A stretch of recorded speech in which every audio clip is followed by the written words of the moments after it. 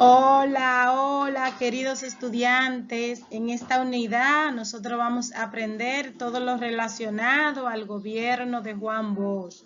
¿Cómo fue ese proceso?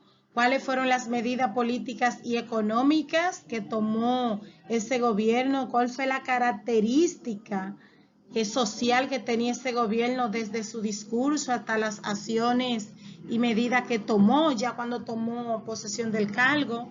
También van a ver cuáles fueron los principales actores sociales que se opusieron a ese gobierno y la conformación del primer y segundo triunvirato. Van a ver los aspectos políticos y sociales de ambos triunviratos y también van a entender la importancia que tuvo esa constitución proclamada el 29 de abril de 1963 para que más luego se escenificaran otras acciones o otros procesos históricos en nuestro país.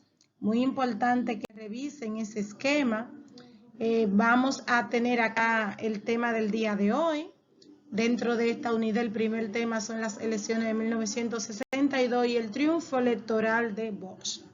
Acá, como ustedes pueden ver, ese proceso de agitación y politización del pueblo se llevó a cabo tras la muerte de Trujillo y fue elegido después de 30 años el primer gobierno democrático, unas elecciones democráticas. En dicha contienda, el pueblo eligió al candidato que representaba al PRD, el prestigioso escritor y político Juan Bosch. Este gobierno tenía planteamientos democráticos y radicales que iban en contraste o en oposición a las prácticas políticas que se habían estado llevando a cabo en nuestro país durante décadas. Bosch hablaba de conciliación, de autoridad y de respeto a la libertad, y para hacer esto posible fue necesario la redacción y promulgación de una nueva constitución, la cual se promulgó el 29 de abril de 1963. Este gobierno priorizaba el derecho a la educación y que la población. Acá en la actividad de aprendizaje van a ver a quién llevó a cabo el PRD y cuál fue su lema, de igual forma que representaba la Unión Cívica Nacional y cuál fue su candidato, por otra parte que representaba el movimiento 14 de junio y cuál fue su dirigente principal.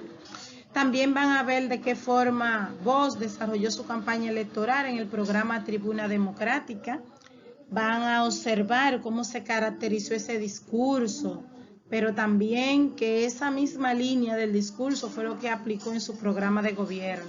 En el punto número 6 van a leer ese programa que él prometió llevar a cabo y van a escribir su opinión personal. Eso es una respuesta libre. En el punto número 7 van a ver cómo se desarrolló esa campaña electoral en 1962, el papel de las fuerzas castrenses del país, esa incidencia de los militares y policía en ese proceso de votación.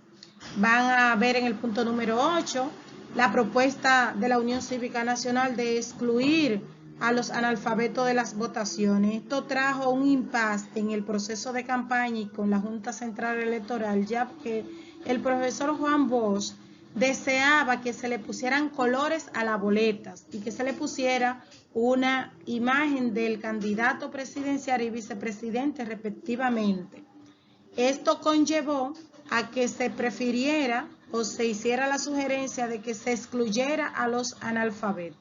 En este sentido, quiero destacar, como ustedes recuerdan, que para ese entonces más del 70% de la población de nuestro país era esencialmente rural y por lo tanto un gran porcentaje de analfabetismo imperaba en el país, lo cual ponía en riesgo esas elecciones. En el punto número 9 van a ver cuál fue la principal opositora que se destacó en contra del candidato PRDista. Van a ver de qué el sacerdote Láutico García acusó a Bosch. Van a escribir la fecha en que se realizaron las elecciones donde Bosch salió ganador Y por último van a escribir el porcentaje de votos que tuvieron los siguientes partidos en las elecciones del 62. Al principio habían más partidos, pero luego se fueron reduciendo, se hicieron algunas alianzas. En este sentido también el movimiento 14 de junio se retiró de esa pugna en esas elecciones y solo fueron el PRD, la Unión Cívica Nacional y el Partido Reformista Social Cristiano que llevaba a Balaguer como candidato a la presidencia. Espero que le saquen provecho a estas informaciones y hasta la próxima, si Dios lo permite.